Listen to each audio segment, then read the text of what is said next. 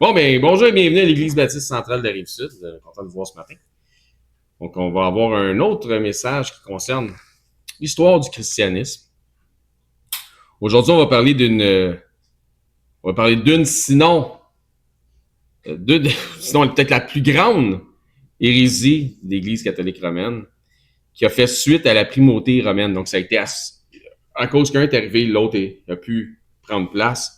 C'est une hérésie qui, dès le 5e siècle, enseignait aux fidèles de pratiquer le paganisme. Donc, c'est horrible. C'est près de nos racines religieuses québécoises, puis c'est encore très actif comme enseignement, comme pratique au sein de l'Église catholique romaine. Donc, on va parler de ça aujourd'hui.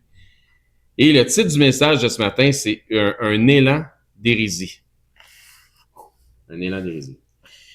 Dans la lecture de ce matin, on va prendre ça dans le texte de Luc, chapitre 1er. Donc, suivez-moi jusqu'au bout de ce message-là. J'ai plusieurs choses à apprendre. Donc, on va utiliser beaucoup d'écriture aussi pour mettre en lumière les ténèbres et puis en même temps pour éclairer notre esprit sur les choses qui sont saines.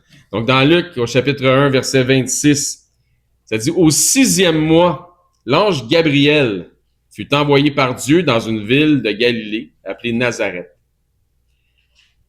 Auprès d'une vierge fiancée à un homme de la maison de David, nommé Joseph. Le nom de la vierge était Marie. L'ange entra chez elle et dit « Je te salue, toi, à qui une grâce a été faite, le Seigneur est avec toi. » Troublée par cette parole, Marie se demandait ce que pouvait signifier une telle salutation. L'ange lui dit « Ne crains point, Marie, car tu as trouvé grâce devant Dieu, et voici, tu deviendras enceinte, et tu enfanteras un fils, et tu lui donneras le nom de Jésus. Il sera grand, et il sera appelé fils du Très-Haut. Et le Seigneur Dieu lui donnera le trône de David, son père. » Donc l'ange lui dit, ton fils sera un roi. Il régnera, encore une fois, royauté, il régnera sur la maison de Jacob, donc sur l'ensemble d'Israël, et il régnera sur eux éternellement. Et son règne n'aura point de fin. Jésus-Christ est roi. Jésus-Christ règne maintenant, et c'est pas quelque chose qui va se passer au futur, c'est quelque chose qui est déjà en train d'arriver. Ça se passe maintenant, ça fait déjà longtemps que Jésus-Christ règne. Hein, c'est comme dans Jean 18, 37, lorsque Pilate avait posé la question à Jésus, il a dit « Donc, tu es donc roi? » Point d'interrogation. Et Jésus lui répondit « Tu le dis, je le suis. Je suis né. Donc, tu enfanteras un fils. Je suis né et je suis venu dans ce monde. J'ai quitté mon trône pour rendre témoignage à la vérité. Quiconque écoute mes paroles est de la vérité. » Verset 34 de Luc 1. Marie dit à l'ange, « Comment cela se fera-t-il puisque je ne connais point d'homme? » C'est une question qui est légitime. Et verset 35 nous dit, l'ange lui répondit, « Le Saint-Esprit, voici comment ça va arriver, le Saint-Esprit viendra sur toi et la puissance du Très-Haut te couvrira de son ombre. C'est pourquoi le Saint-Enfant qui naîtra de toi sera appelé Fils de Dieu. » Regardez votre place dans Luc 1, quand on y retournera assez rapidement dans notre texte ou dans notre étude d'aujourd'hui. Donc, lors de notre dernière étude, on a vu le côté embryonnaire de l'Église catholique romaine.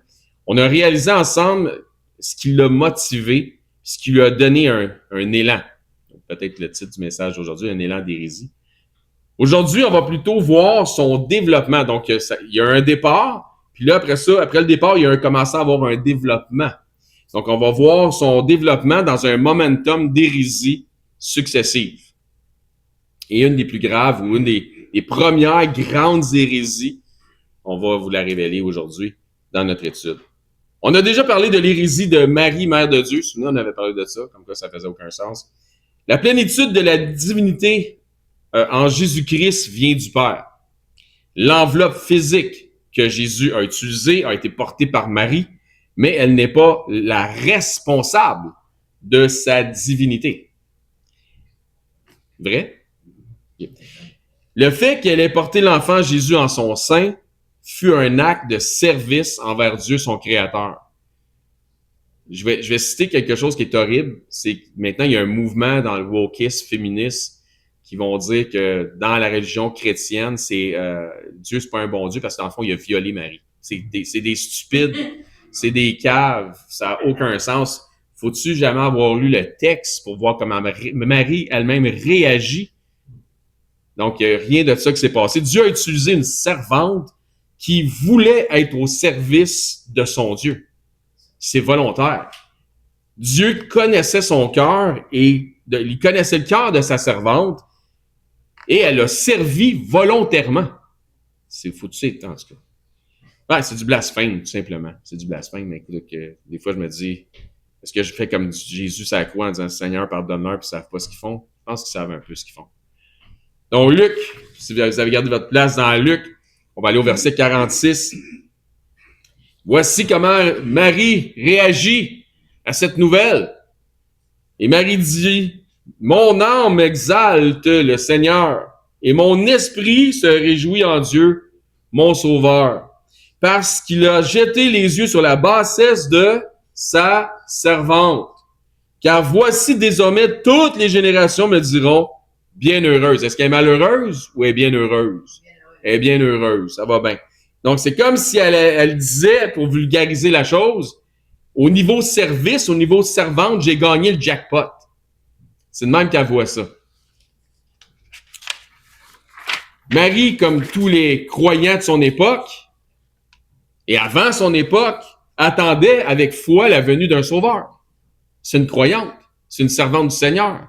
Elle attendait la venue d'un sauveur. Verset 49, parce que le Tout-Puissant a fait pour moi de grandes choses, son nom est saint. Elle n'avait pas trop en train de se plaindre, hein? Donc, le verset 49, qui nous dit, parce que le Tout-Puissant a fait pour moi de grandes choses, son nom est saint, pour être prononcé par tous ceux qui ont cru en l'évangile de Jésus-Christ pour le salut de leur âme. T'es sauvé. Le Tout-Puissant a fait pour moi de grandes choses, son nom est saint. Avant ça, quand l'ange est venu annoncer à Marie qu'elle serait enceinte, elle a dit, si on fait un retour au verset 38, Marie dit, je suis la servante du Seigneur, qu'il me soit fait selon ta parole, et l'ange la quitta. Donc au verset 38, on nous parlait de ça, on l'a peut-être pas vu ce verset-là. Le culte voué à la Sainte Vierge Marie a été promulgué par des hérétiques qui se disaient à la tête de la religion chrétienne de Rome. Tellement qu'il existe dans la théologie catholique, romaine et orthodoxe, ce qu'on appelle la mariologie. Ça devrait même pas exister, la mariologie. On devrait même pas se poser des questions à savoir sur quel rôle la mère de Jésus a joué au-delà de ce que les Écritures nous permettent de savoir. La mariologie ne devrait pas exister. On ne devrait pas se poser des questions au-delà de ce que les Écritures nous permettent de savoir concernant le rôle que Marie a joué concernant le ministère de Jésus-Christ.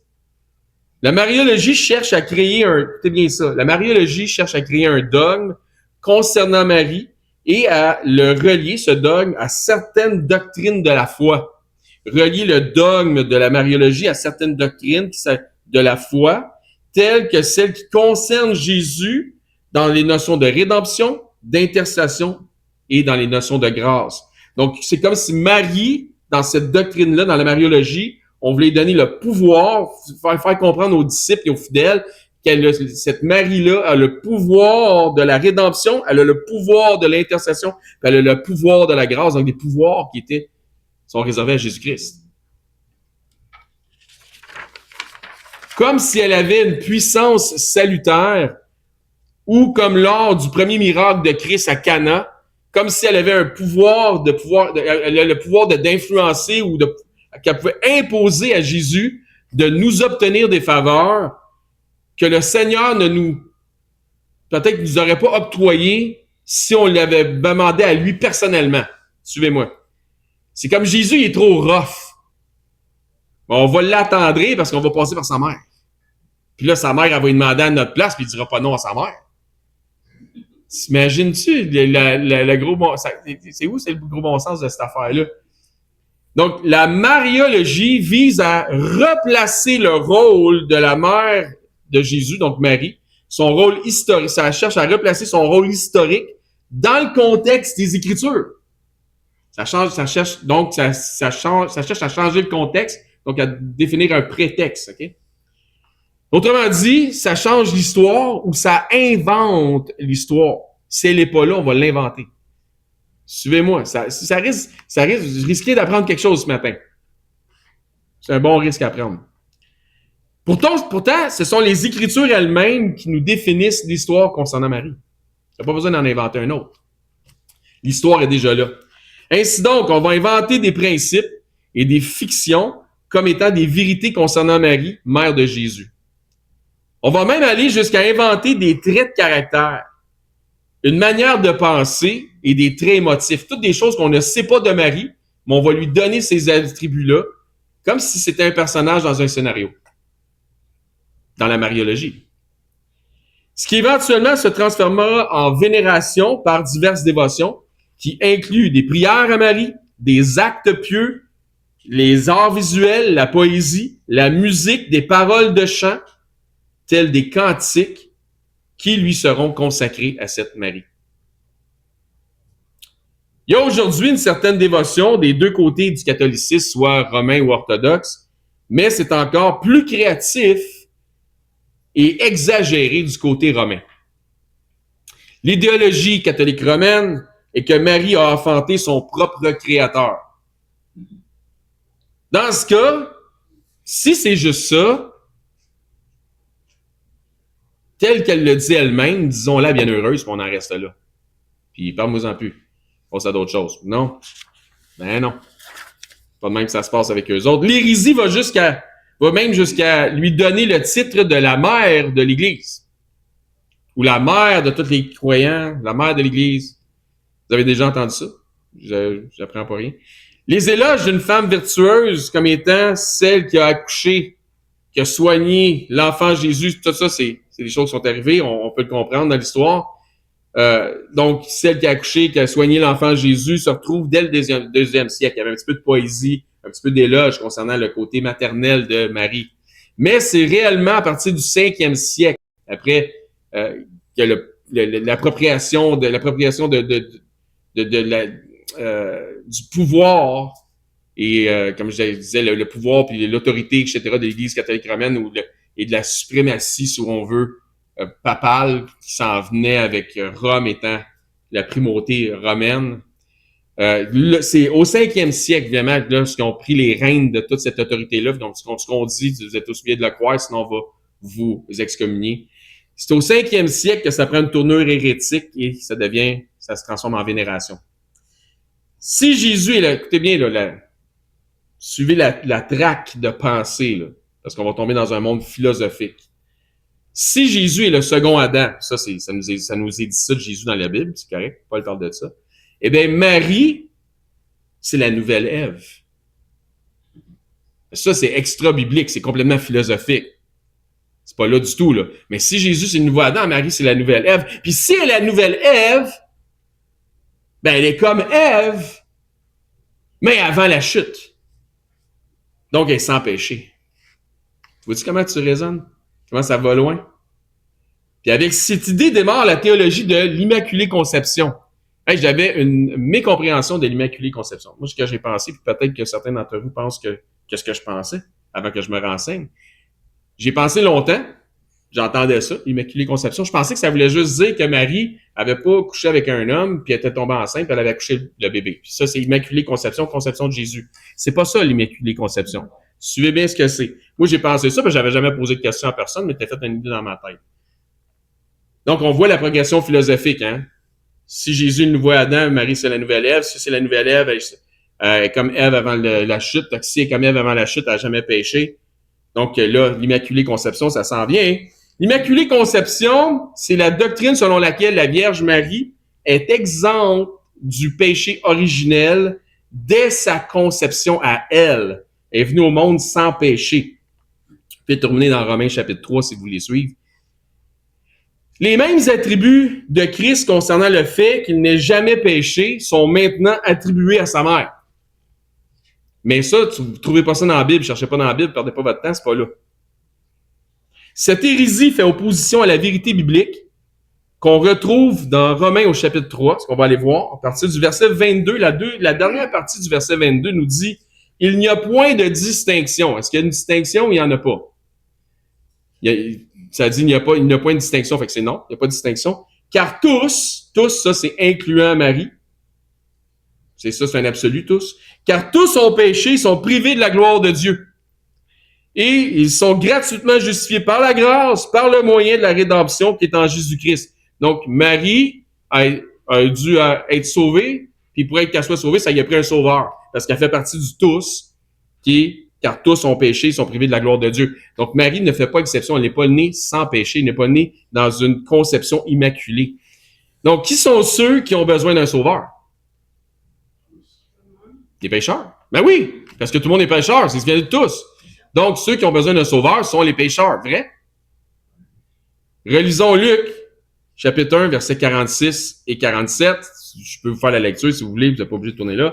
On l'a déjà lu. Et Marie dit, mon âme exalte le Seigneur, et mon esprit se réjouit en Dieu, mon sauveur. Qui a besoin d'un sauveur? Les pécheurs. Marie dit, mon âme se réjouit, exalte le Seigneur, et mon esprit se réjouit en Dieu, mon sauveur. Pourquoi qu'elle avait besoin d'un sauveur? Parce qu'elle était comme les autres, elle faisait partie du tous, de toute la gang qui ont péché, qui sont privés de la gloire de Dieu. Si Marie était immaculée, si elle n'était pas pécheresse, pourquoi manifeste-t-elle qu'elle a besoin d'un sauveur? Il y a eu, au cours des siècles, au sein de l'Église catholique romaine, plusieurs polémiques concernant le dogme lié à la Sainte Vierge, mais jamais de rejet total de cette grossière hérésie. Voici une proclamation. Donc, je vais vous citer quelque chose qui fait partie des enseignements de ce dogme, de la mariologie.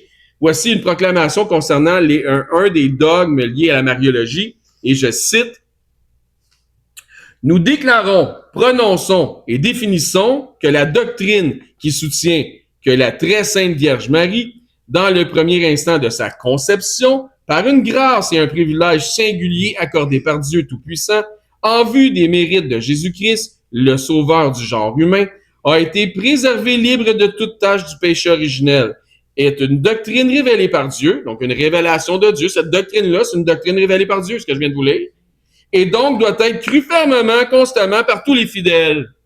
Si vous n'êtes pas content, on va vous excommunier. Si c'était une doctrine révélée par Dieu, ben ça serait dans les Saintes Écritures, ça serait déjà dans la parole de Dieu. Là, c'est une nouvelle révélation, fait qu'on va rajouter des pages. Parce qu'on vient d'inventer de quoi, puis on vous a dit que ça venait de Dieu, fait que besoin de nous croire, là. Parce qu'on se trompe pas, on est infaillible. J'invente rien.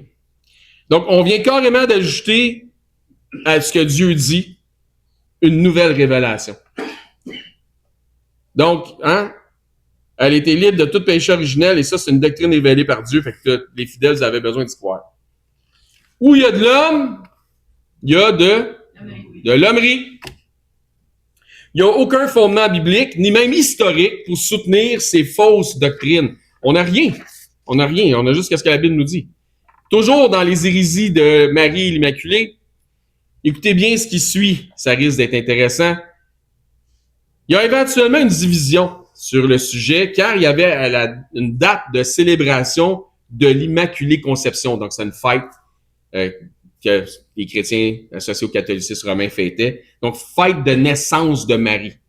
OK?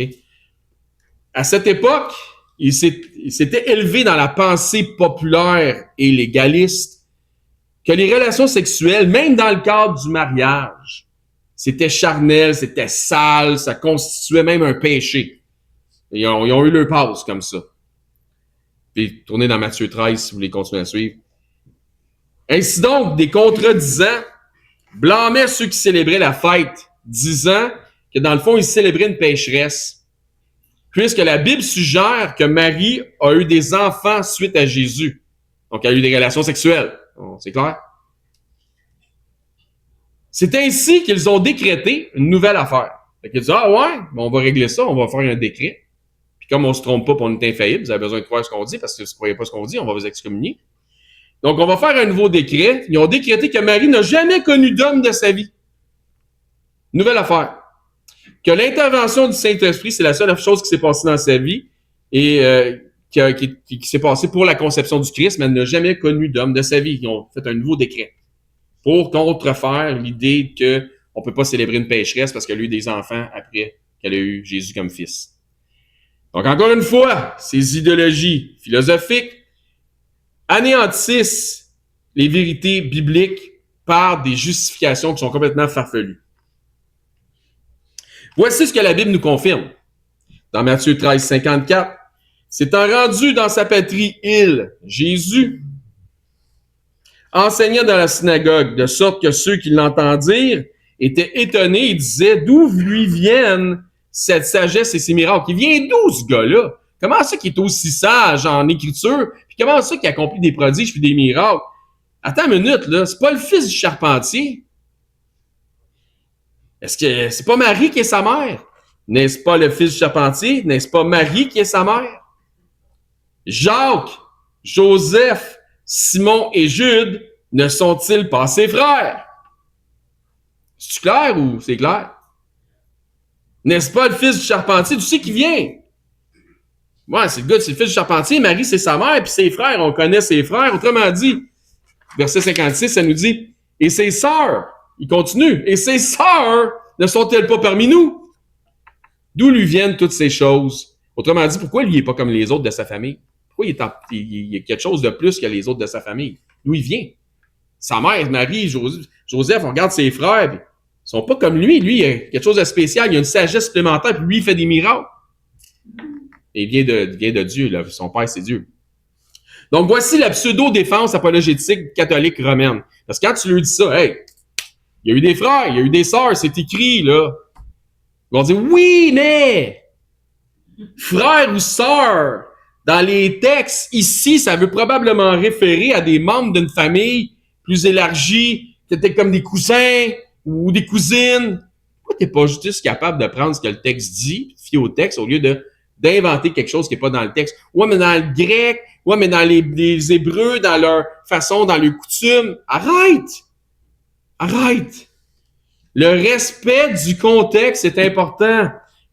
Le texte ici parle du fils du charpentier, faisant donc référence à un lien qui est filial, vrai? Ensuite, un père, donc c'est un lien filial entre son père et son fils, en l'occurrence possiblement Joseph, et ensuite ça fait immédiatement référence à une mère qui est Marie. Mais ça fait pas référence à des oncles ou des tantes, mais ça continue dans un contexte de parenté avec des frères et des sœurs, sans changer les acteurs, concernant papa puis maman. Et davantage concernant la mère, puisqu'elle est même nommée par son nom, ça dit sa mère, Marie, c'est Marie, sa mère. Autrement dit, au minimum, dans cette histoire concernant les enfants de Marie, il y a un père et possiblement, peut-être, deux. Marie, suite au décès de Joseph, un deuxième père, on ne sait pas. C'est une hypothèse, autrement dit, c'est pas dogmatique, là. Donc, mais les options sont ouvertes. Ça serait peut-être l'autre différence. Donc, c'est une possibilité. Peut-être que deux familles en une, tu sais, si un veuf avec des enfants aurait pris une veuve qui avait des enfants, je sais pas. Donc, c'est un peu de la spéculation, mais c'est une possibilité. Comme je dis, c'est une hypothèse, c'est pas dogmatique. Autrement dit, les portes sont ouvertes parce qu'on n'a pas de certitude, là. Ça peut être une possibilité. Le fait qu'en hébreu, le terme cousin ou cousine n'est pas. En même temps, ça a été écrit en grec, le Nouveau Testament. Il disait plutôt le fils de son frère. Ça, c'était le cousin, tu sais. Ça donne aucun poids, ce fait-là, au raisonnement pour justifier Matthieu chapitre 13 comme étant cousin-cousine. Car lorsque Marie est allée visiter Élisabeth, mère de Jean le Baptiste, ça nous précise qu'elle est allée visiter sa proche parente. Dans la traduction, la King James Version, ça dit, le terme utilisé, est allée chez her cousin, donc sa cousine. Aussi important que le prophète Jean l'ait été, puis c'est un prophète important, il ne nous est jamais défini comme étant le frère du Seigneur. Ils ne disent pas que Jean le Baptiste, c'est son frère. Mais tous les théologiens qui se respectent vous diront que définitivement, selon les textes bibliques, les deux personnages, Jean et Jésus, étaient des cousins. C'est spécial de constater comment les hommes sont prêts à inventer des révélations qui contredisent les véritables révélations issu de la sainte parole de Dieu. Une autre justification pseudo-apologétique, c'est que quand ça parle de frères dans les Écritures, souvent le terme frère fait référence à des frères dans la grande famille des Hébreux et ou des frères dans la foi. Ah, mais c'est frères Jacques, Simon, Jules, C'est vrai que ça peut être ça, mais encore une fois, ça va être relatif au contexte biblique, au contexte des Écritures. Quand Pierre s'adresse à la foule dans Acte 2, il dit « homme, frère », ben, il fait référence à une descendance, puisqu'il réfère même dans le contexte au patriarche David. Donc, il fait référence au peuple. Le contexte s'y prête aussi. Il parle pas de « on a toute la même mère, puis on est 10 000 », là. Tu sais, le contexte, c'est le contexte, là. Mais à l'inverse, quand c'est la foule qui précise papa puis maman, frères et sœurs, ils font pas référence à une descendance, mais bel et bien à une famille précise qui habite dans leur village. C'est la foule qui s'exprime concernant papa, maman, frères et sœurs. 1 Corinthiens 7. Si vous voulez tourner là. Donc, à exception faite, frères et sœurs pourraient faire référence à un beau-frère ou une belle-sœur. D'une autre manière, encore une fois, si Marie n'a jamais eu de rapport avec Joseph, ça établirait une injustice entre les deux partenaires et ça offrirait même une porte ouverte pour le malin. Et la Bible nous précise ça. Donc, j'espère qu'ils ont eu des relations. 1 Corinthiens, devoirs conjugaux. Corinthiens 7, 3. Que le mari rende à sa femme ce qu'il lui doit et que la femme agisse de même envers son mari. La femme n'a pas autorité sur son propre corps, mais c'est le mari qui a l'autorité sur le corps de la femme. On sait pourquoi, de quoi il parle. Et pareillement, le mari n'a pas autorité sur son propre corps, mais c'est la femme. Ne vous privez point l'un de l'autre, comme c'est clair, si ce n'est d'un commun accord pour un temps, pas pour toute la vie, pour un temps, afin de vaquer à la prière, puis retourner ensemble de peur que Satan, donc le malin, ne vous tente par votre incontinence, votre manque de retenue. C'est assez clair, le texte, hein? On a même un indice, donc, si Marie n'a pas eu de relation avec Joseph, désolé, lapsus. Si Marie n'a pas eu de relation avec Joseph, mais qui a été immaculée et qui n'a jamais péché, si elle n'a pas eu de relation avec lui, elle a péché parce qu'elle n'a pas fait ce que les Écritures disent. Fait que c'est un non-sens. On a même un indice biblique que Joseph et Marie ont définitivement eu des rapports. Dans Matthieu, je fais la lecture. Dans Matthieu 1, 24. Ça nous dit là, Joseph s'étant réveillé, fit ce que l'ange du Seigneur lui avait ordonné. Il prit sa femme avec lui. Ils sont mariés, hein? Sa femme avec lui. Mais il ne la connut point. Jusqu'à ce qu'elle ait enfanté un fils auquel il donna le nom de Jésus.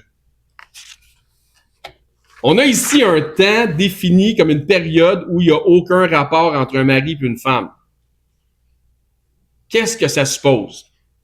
Qui s'est passé que passé cette période, conformément aux Écritures, ils eurent des rapports. Il ne l'a connut point jusqu'à, donc il l'a connu suite à.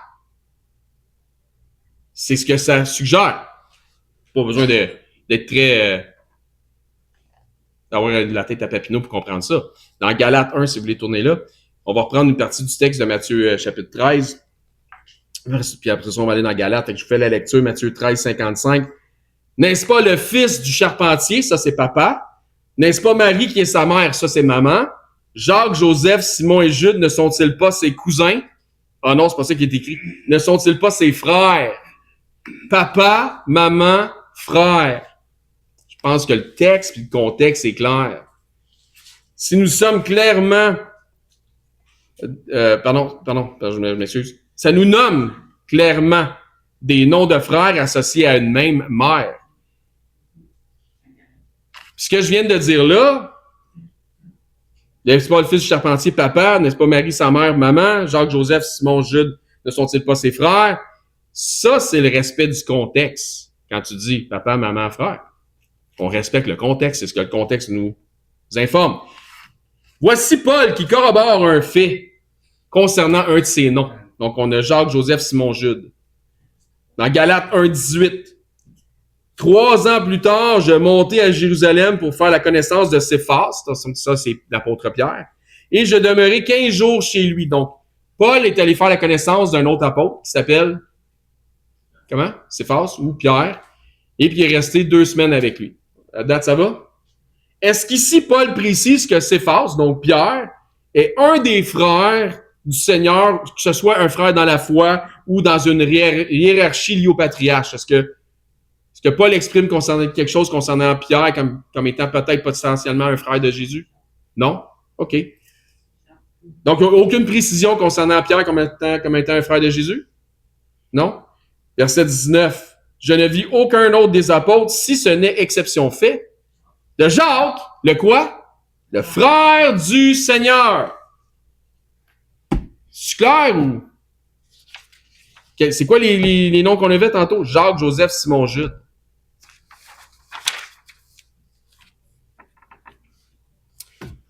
Est-ce qu'ici Paul précise quelque chose concernant Jacques l'apôtre et qui, selon le contexte, ne s'applique pas à Pierre? Oui, il confirme qu'il y a un lien entre Jésus et Jacques de fraternité. Maintenant, est-ce que Paul dit vrai en ce sens? Quand Paul dit que Jacques, c'est le frère du Seigneur, est-ce qu'il dit la vérité? Verset 20. Dans ce que je vous ai écrit, voici, devant Dieu, je demande point. Ben oui, il dit la vérité. C'est ça. Il dit la vérité, je m'en point. Matthieu 13, 55. N'est-ce pas le fils du charpentier? N'est-ce pas Marie qui est sa mère? Jacques, donc Jacques, le frère de Jésus, Joseph, Simon et Jude, ne sont-ils pas ses frères? Nous avons donc ici une confirmation que le premier nom, Jacques, est bel et bien le frère de Jésus. Pourquoi Paul se serait-il permis une confusion comme celle-là en s'adressant à ceux de Galate qui n'étaient pas de nation juive, qui étaient des autres nations, des nations des gentils? Pourquoi il a ramené une confusion comme ça dans le texte, précisant que Jacques est le frère de Jésus à des gens qui n'étaient pas de cette culture-là, si ça avait été une chose culturelle? Ça fait aucun sens. Il n'est pas là pour nous emmener de la confusion. Il précise quelque chose parce que c'est ça que c'est. Pourquoi il aurait précisé ça si c'était pas vraiment son frère? Validons donc une autre confirmation concernant le dernier des noms, qui est Jude. Justement, dans Jude 1.1, je fais la lecture, pas besoin de tourner là. Jude, tu peux prendre la note en référence si vous voulez. Jude, serviteur de Jésus-Christ et frère de Jacques. Jacques, Joseph, Simon et Jude ne sont-ils pas ses frères, mais Jacques qui est le frère de Jude, puis Jude il dit qu'il est le frère de Jacques. Toute beauté. Jude, serviteur de Jésus-Christ et frère de Jacques, à ceux qui sont appelés, qui sont aimés de Dieu le Père et gardés pour Jésus-Christ. Est-ce que c'est moi ou il y a une suite logique des choses? Là? Ça a du sens?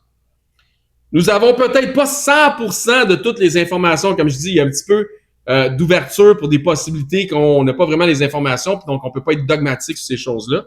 On peut pas arriver et dire, ça, c'est la nouvelle révélation, c'est une nouvelle doctrine, puis si t'es pas content, on va t'excommunier. On peut pas faire ça. Nous avons peut-être pas 100% des informations, mais nous avons suffisamment d'informations pour comprendre que les idéologies concernant la mariologie du catholicisme romain sont une pure fiction. C'est une pure fiction. Ce qui nous mène à une hérésie supplémentaire, puisqu'un mensonge s'accompagne toujours d'un autre mensonge pour protéger le premier des mensonges, peut-être t'en inventes un deuxième, après ça un troisième qui protège les deux premiers, etc. Puis à un moment donné, tu finis juste que c'est une boule de mensonge. Pense au dispensationalisme. Hein? Le fameux Ave Maria. Puis je parle pas du chant, là. Pas ça. Mais ce qui est connu en français comme le « Je vous salue Marie ». Vous savez de quoi je parle? OK.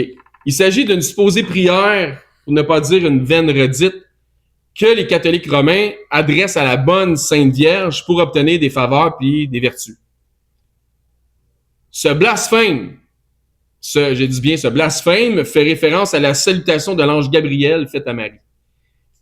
Dans Luc 1,28, ça dit, on l'a lu tantôt, l'ange entra chez elle, il dit, je te salue, toi qui as fait toi à qui une grâce a été faite, le Seigneur est avec toi. Donc, on a vu la même référence dans un autre passage. L'équivalent de la toute première strophe du Ave Maria. Donc, l'ange entra chez elle, il dit, je te salue, toi à qui une grâce a été faite, le Seigneur est avec toi. L'équivalent, c'est, je vous salue Marie, pleine de grâce, le Seigneur est avec vous. Là, je vous salue Marie. Cette adresse demande carrément à Marie d'intercéder en faveur des pécheurs, disant ensuite, plus tard, Sainte Marie, Mère de Dieu, priez pour nous, pauvres pécheurs, maintenant à l'heure de notre mort.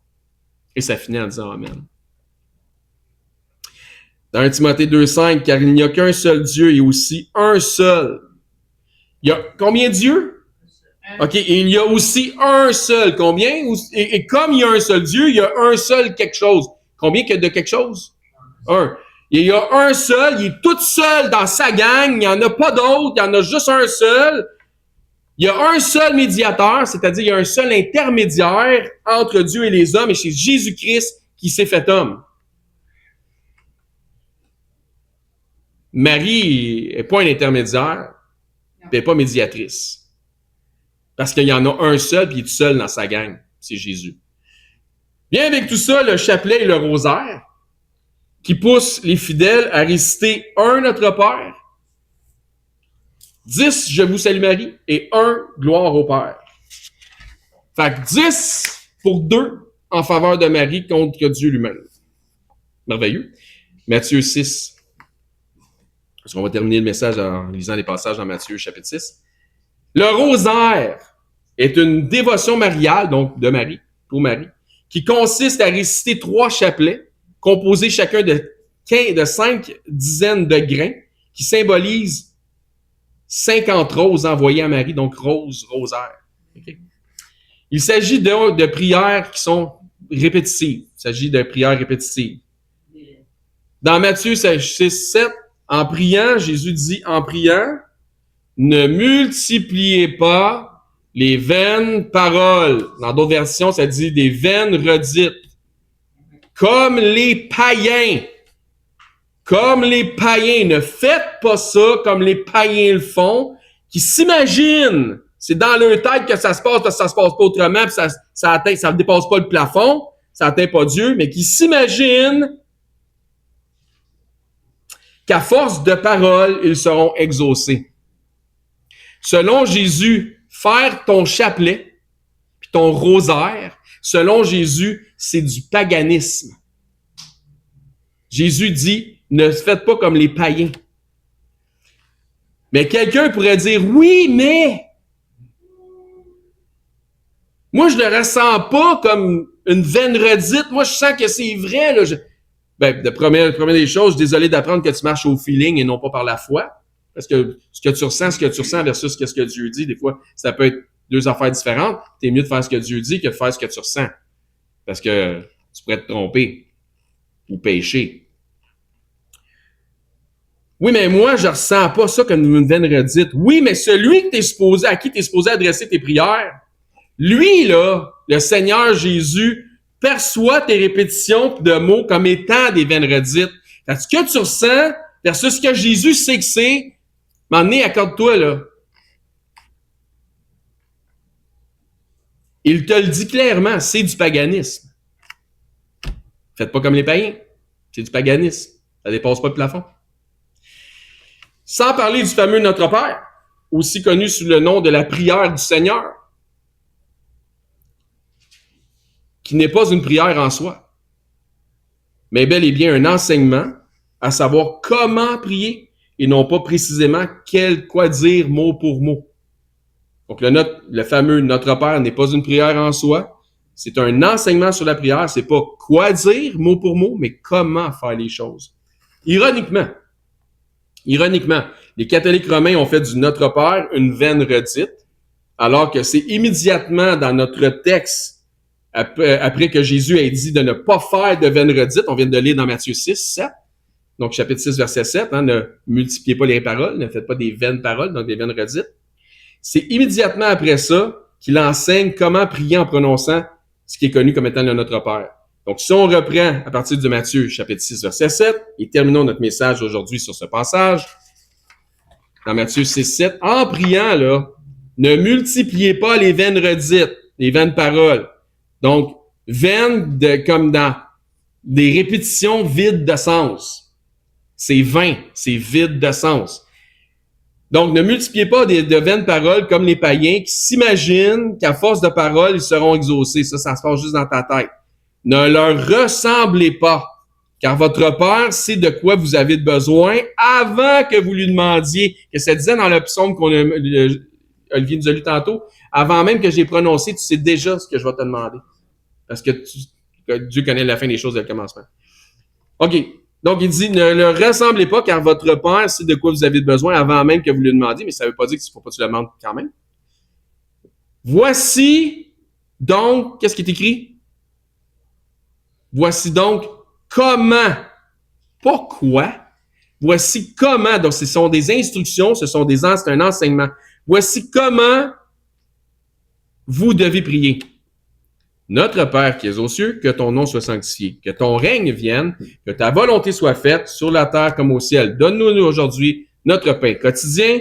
Puis la preuve que c'est pas une prière et surtout pas une prière du Seigneur est au verset suivant. Autrement dit, Jésus, de son vivant sur la terre, n'a jamais prié lui-même pour lui-même cette prière-là. C'est jamais arrivé. Ça n'a jamais été une prière. Parce que Jésus ne l'a pas prié, ça. C'est pas la prière du Seigneur parce qu'il l'a pas prié. C'est clair? Vous avez compris ce que je veux dire? OK, parfait. C'est pas arrivé. Il a pas prié, ça. Si tu as vu un film où Jésus t'assied avec ses disciples, puis il se baisse toute la tête, puis il ferme les yeux, puis il dit Notre Père qui est aux yeux, c'est jamais arrivé. C'est un roman. Pardonne-nous nos offenses. Jésus n'a jamais péché, n'avait aucun besoin d'être pardonné de quelque offense que ce soit. Fait que Jésus n'a pas jamais prié ça, puis c'est jamais inclus dans le nous. C'est jamais arrivé. C'est un enseignement. C'est comment et non pas quoi dire. Mais tu peux la répéter jour après jour, si tu veux, 50 fois par jour, comme étant une vaine redite, parce que si tu aimes ça faire du paganisme, vas-y. Si tu penses que dans ton esprit, tu vas être plus exaucé, ben ça se passe juste dans ta tête, puis c'est là que ça va rester. Comme nous aussi, nous pardonnons à ceux qui nous ont offensés, et c'est pas une prière, c'est un enseignement sur la prière. Ne nous induis pas en tentation, mais délivre-nous du malin, comme Marc le disait tantôt, car c'est à toi. Puis il a pas fait ça comme une redite. Il a pris une promesse, il a pris quelque chose que le Seigneur, il nous a pas récité de notre Père pour arriver à cette conclusion-là, tout à l'heure, Marc, mais il a cité quelque chose qui est biblique dans sa prière. Il a fait une requête au Seigneur. Donc, car c'est à toi qu'appartiennent dans tous les siècles le règne, la puissance, la gloire, et ça termine avec un Amen. Donc, voici comment faire les choses. Pour conclusion de notre message d'aujourd'hui, que dire de plus? Vous n'avez pas compris, là. Si les gens qui nous écoutent en ligne n'ont pas compris. Peut-être que ça titille des gens, que je donne l'impression de faire le procès de l'Église catholique romaine. Peut-être des gens ici dans l'Assemblée ou des gens en ligne, je sais pas. Quand t'en sais comme un Amen. Quand t'en fais, ce que je fais, c'est que je mets en lumière les œuvres des ténèbres. Le catholicisme romain, à son centre, je parle pas des individus comme tels, mais à son centre idéologique, est une secte qui encourage le paganisme.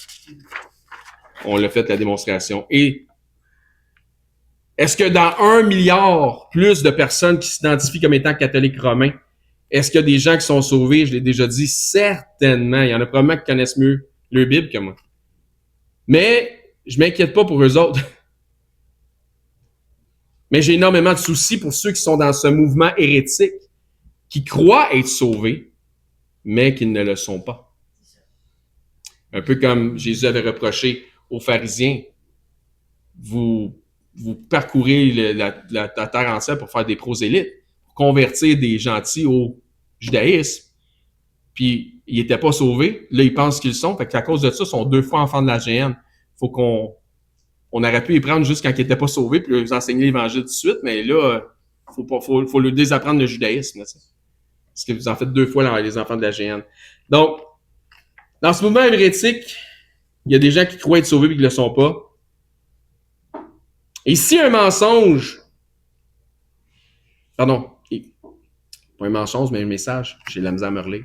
Ici, un message clair, mais dénonciateur, comme celui que vous venez d'entendre aujourd'hui, peut faire la différence pour une seule âme, même si ça titille bien du monde, puis ça fait la différence pour une âme. C'est correct. Ça vaut la peine. Prêcher la vérité, c'est aussi exposer le mensonge. C'est ça, prêcher la vérité. De toute évidence, le culte de la Sainte Vierge est un tissu de mensonges. Donc, prêcher la vérité, c'est aussi exposer le mensonge. On s'expose nous-mêmes en même temps, parce que quand tu dis la vérité, c'est pas tout le monde qui aime ça, même que Jésus s'est fait crucifier à cause de ça. La question est donc, s'il mente aussi impunément sur un sujet aussi flagrant que ce qu'on peut voir dans les Écritures concernant la Sainte Vierge, sur quoi d'autre ment-il aux fidèles? Parce que ça crève les yeux. Imagine les affaires qui sont plus subtiles. Le Seigneur demande des adorateurs en esprit et en vérité. Pourquoi demeurer associé à une secte qui promotionne l'hérésie et le mensonge? Quand tu peux avoir accès à autre chose, quand tu as d'autres options.